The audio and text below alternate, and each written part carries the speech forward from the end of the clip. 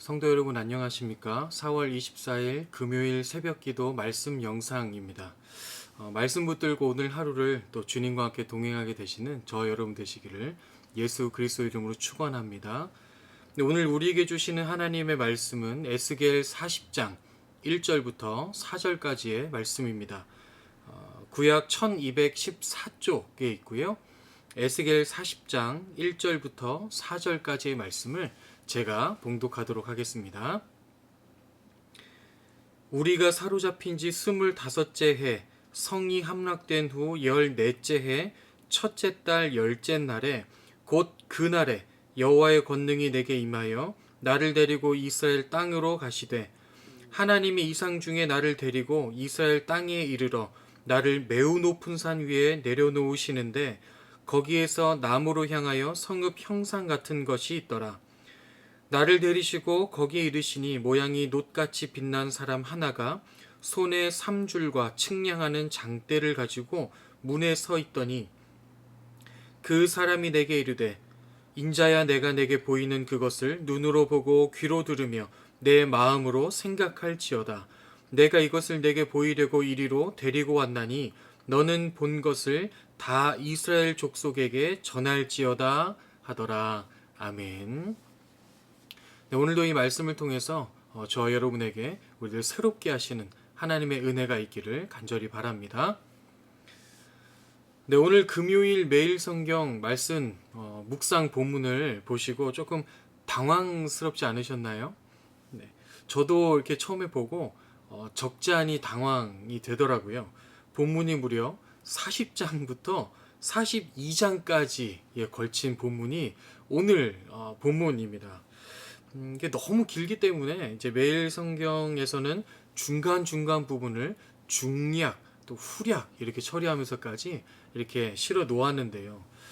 에스겔 40장 오늘 시작한 이 40장부터 48장까지에서는 이제 하나님께서 에스겔에게 새 성전 환상을 보여주시는 부분입니다. 그래서 뭐 긴 부분이긴 한데요. 오늘 본문은 그 긴 새 성전 환상의 부분에 이제 앞부분에 해당하는 부분인데요. 이 긴 본문을 자세히 보는 것은 또 시간상 또 어렵기 때문에 성전 환상의 도입부로 되어 있는 1절부터 4절까지의 내용을 위주로 함께 말씀을 나눠보도록 하겠습니다. 자, 하나님께서 에스겔을 이스라엘 땅으로 데리고 가셔서 이제 환상을 보여주십니다. 이것은 새롭게 회복될 이스라엘의 성전에 대한 이제 환상인데요. 에스겔은 8장에서 11장까지 걸치는 부분에서 성전에 대한 환상을 한번 본 적이 있었습니다. 근데 그때의 환상은 이스라엘 성전이 이스라엘 백성들의 죄악으로 더럽혀졌기 때문에 하나님께서 떠나시는 하나님의 영광이 떠나가는 그런 환상을 보았었죠. 하지만 지금 보고 있는 이 40장부터 48장까지의 이 환상은요, 오히려 반대의 경우입니다. 하나님께서 새롭게 회복된 이 이스라엘 성전에 하나님의 영광이 다시 돌아오는 것을 이제 환상으로 보여주고 계시는 것이죠. 이것은 하나님의 영광이 성전에 돌아온다라는 것은 하나님과 이스라엘 백성들과의 관계가 다시 회복된다. 이것을 의미한다고 보면 되겠습니다. 즉 하나님께서는 에스겔에게 이 환상을 보여주시면서 다시 하나님께서 이스라엘 백성들과 함께 하시며 화평한 관계를 이룰 것이다 라는 것을 이제 말씀하시는 것이죠. 그리고 이것을 그저 듣는 것이 아니라 이스라엘 백성들에게 선포하고 전하여라 라고 말씀하십니다. 그런데 1절에 보면 에스겔이 이 환상을 보게 되는 시점이 나와 있는데요. 1절에 보시면 우리가 사로잡힌 지 25째 해 성이 함락된 후 14째 해 첫째 달 10째 날에 라고 되어 있습니다. 먼저 날짜만 보면요. 첫째 달 10째 날이라고 하니까요. 1월 10일이 되겠습니다. 근데 이 1월 10일은요. 레위기 25장에 나오고 있는 희년과 관계가 있어 보입니다. 레위기 25장에 나오는 희년은요. 7년째를 안식년으로 정하고요. 이 안식년이 7번이 지나게 되면 49년이 지나잖아요. 그 다음 해 50년째를 희년으로 지키게 됩니다. 이 50년째 희년이 되게 되면 이 희년 때는 이스라엘 모든 백성들의 죄를 속죄하는 대속죄일 7월 10일, 그러니까 50년째 되는 날 해 7월 10일에 나팔을 불고, 그렇게 되면 희년이 선포되어지고 많은 사람들이 모든 백성들에게 자유가 선포되고요. 종이 되었던 사람들은 종의 신분으로부터 자유를 얻고, 기업을 잃은 사람들은 땅을 기업으로 다시 되돌려 받고요. 또 여러 가지를 잃었던 것들이 다 회복되는 그런 해입니다. 근데 그때는 레위기 때는 7월 10일이었는데 이 7월 10일은 이제 종교력에 따른 그런 날짜고요. 이것을 유대 민간력으로 바꾸면 1월 10일이 되는 것이죠. 그러니까요. 사로잡힌 지 25째 해, 이 해에 1월 10일을 이제 뜻하고 있는 것입니다. 근데 희년은 아까 50년이라고 말씀드렸죠. 그러니까 사로잡힌 지 25째 해라는 것은 그 50년의 딱 절반입니다. 딱 절반이죠. 포로 생활을 25년 동안 하면서 이스라엘 백성들에게는 어떤 마음이 있었을까요? 신랑같이 바라보고 있었던 그 희망이 다 사라졌을 것입니다. 소망도 다 사라졌겠죠. 포로로 잡혀온 지 얼마 되지 않아서 나라가 함락되고 멸망했다라는 소식까지 들었으니까요. 이제는 희망이 없게 느껴졌을 것입니다. 낙심과 절망으로 가득했겠죠. 그런데 그때 에스겔을 통해 성전 환상을 듣게 되는 것입니다. 하나님으로부터 새로운 성전에 대한 그 환상을 듣고 그 성전에 하나님의 영광이 다시 돌아올 것을 이제 듣게 되는 것입니다. 그러면 그들 안에 이제 소망이 생기기 시작하지 않았겠습니까? 희년의 50년의 딱 절반, 이 절반에 이 소식을 들으면서 이것이 전환점이 되는 것입니다.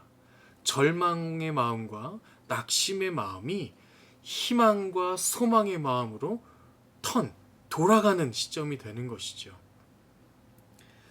어쩌면 이 희년이 되는 이 50년의 딱 절반이라고 하는 이 표현을 보면 고난과 절망의 정점에 달아 있는 그 시기라고 볼 수 있겠습니다. 하지만 그때 이 메시지가 선포되어지면서 이제 정점의 그 고비를 딱 넘어서서, 오르막의 고비를 딱 넘어서서 이제 내리막을 걷게 되는 것이죠. 이제 고난과 절망의 그 시기가 완전히 이제 소망과 희망의 시기로 돌아서기 시작하는 것입니다. 그런 전환점이 이 메시지, 새 성전 환상을 통해서 이스라엘 백성들에게 주어지는 것이죠. 사랑하는 여러분, 이러한 전환점은 하나님께서 저와 여러분에게도 주셨습니다. 그 전환점이 누구이십니까? 예수 그리스도이십니다. 죄를 지어서 죄로 인해서 영원한 죽음에 빠질 수밖에 없었던 그런 절망의 시기가 예수 그리스도께서 우리에게 오시고 십자가를 지시고 또 부활하심으로, 그 예수님이 우리에게 오심으로 그 모든 영원한 죽음에 있는 그 절망이 이제 소망으로 바뀌고 희망으로 바뀌는 것입니다. 하나님과 단절되었던 그 관계가 이제 하나님과 화평한 관계로 돌아서고요. 이제 하나님과 원수되었던 관계가 이제 하나님과 자녀되는 관계로 바뀌는 것입니다. 그 전환점이 되신 분이 바로 예수 그리스도이시죠. 그런데 여러분, 하나님과의 화평한 관계로 전환되는 것 중요하죠. 전환점을 맞이하는 것 중요합니다. 하지만 더 중요한 것은 전환점 그 이유가 아니겠습니까? 화평한 관계가 된 것으로 끝난 것은 그렇게 바람직하지 않죠. 그 관계에 맞게, 그 신분에 맞게 계속 그 삶을 유지하고 살아내는 것이 어쩌면 우리에게 더 중요한 일일 것입니다. 즉, 구원받는 것으로 그치는 것이 아니라 구원받은 그리스도인으로서 합당하게 살아내는 것, 그것이 우리에게 중요한 일이 되는 것이죠. 에스겔을 통해 보여준 새 성전을 보면요, 집 바깥 사방으로 담이 있었습니다. 40장 5절을 제가 봉독해 보겠습니다. 내가 본즉 집 바깥 사방으로 담이 있더라. 그 사람의 손에 측량하는 장대를 잡았는데 그 길이가 팔꿈치에서 손가락에 이르고 한 손바닥 너비가 더한 자로 6척이라. 그 담을 측량하니 두께가 한 장대요 높이도 한 장대며. 아멘. 이제 에스겔이 세성전 환상을 보면서 가장 먼저 본 것은요, 이 담이었습니다. 성전의 지역과 이 외부 세계를 구분해 놓는 담이었죠. 이 담의 높이가 한 장대라고 했는데요. 장대의 길이는 6척이었습니다. 팔꿈치에서 손가락 끝까지의 길이에 손바닥 정도의 길이를 더한 길이, 이것을 한 척이라고 하면요, 이 한 척은 약 53cm에서 55cm 정도가 되겠습니다. 그럼 이것이 6척이니까요, 현대인 성경이 번역하고 있는 것처럼 3.2m의 높이의 담이 되겠습니다. 그러면 여러분 한번 상상해 보실까요? 사방에 3.2m 높이의 담이 둘러져 있습니다. 그러면 그 안에 들어오면요, 바깥은 보이지 않을 것입니다. 우리는 3.2m보다 다 키가 작기 때문이죠. 밖이 보이지 않는 거예요. 그러면 무엇을 뜻하는 것입니까? 이 안쪽 지역과 이 바깥 지역이 구분되고 구별되는 것이 이 담을 세워놓는 목적입니다. 무엇을 말하는 것인가 하면, 우리가 세상과는 구별된 그리스도인으로서 사는 것이 합당하다는 것입니다. 죄인이었던 우리를 예수 그리스도를 통해서 우리가 하나님의 자녀로 다시 회복시켜 주셨죠. 근데 그것으로 끝이 아니라 이제부터는 세상과 구별되는 하나님의 자녀답게, 세상과 구분되어지는 그리스도인답게 살아내는 것이 우리에겐 더 중요하다는 것입니다. 하지만 여러분, 어제 말씀에서 나눴다시피 저와 여러분은 작은 유혹에도 흔들리고 또 끌리게 되고 하나님이 아닌 세상을 바라보기도 하는 연약한 사람들인데요. 어떻게 그 구별된 삶을 살 수 있겠습니까? 나도 모르는 사이에 자꾸만 세상을 향하게 되고 바라보게 되고 자꾸만 세상을 추구하게 되는 이 연약한 저와 여러분이 어떻게 구별된 그리스도인으로서 합당한 삶을 살아낼 수 있겠습니까? 그것은 우리의 전환점이 되어주신 예수 그리스도를 바라보고 인식하는 것으로 가능해집니다. 예수님이 나의 전환점이 되어주셔서 나는 하나님의 자녀가 되었음을 기억하는 것이죠. 계속 인식하게 되는 것입니다. 자꾸만 죄를 향해 내 마음을 흘리려고 할 때마다, 그때마다 예수님을 기억할 수 있다면, 예수님을 떠올릴 수 있다면 우리는 더 이상 그 길로 가지 않을 수 있을 것입니다. 죄를 향해 내 마음이 자꾸 흘리려 할 때에 그 예수님을 기억한다면, 예수님을 인식한다면 여러분 그것을 막을 수 있을 것입니다. 예수님 주신 힘과 용기로 우리는 죄의 유혹을 단연하게 거절하고 세상의 것보다 하나님을 더 추구하며 그렇게 살아가는 그리스도인으로서, 하나님의 자녀로서 합당하게 살아갈 수 있게 된다는 것입니다. 설교를 맺겠습니다. 오늘 하루 살아가시면서 의식적으로, 의도적으로 예수님을 계속해서 불러보시기 바랍니다. 예수님 감사합니다. 예수님 도와주세요. 예수님 해결해 주세요. 예수님 보호해 주세요. 예수님 함께 해주세요. 예수님 위로해 주세요. 이렇게 예수님을 모든 순간마다 의식적으로, 의도적으로 불러보시기 바랍니다.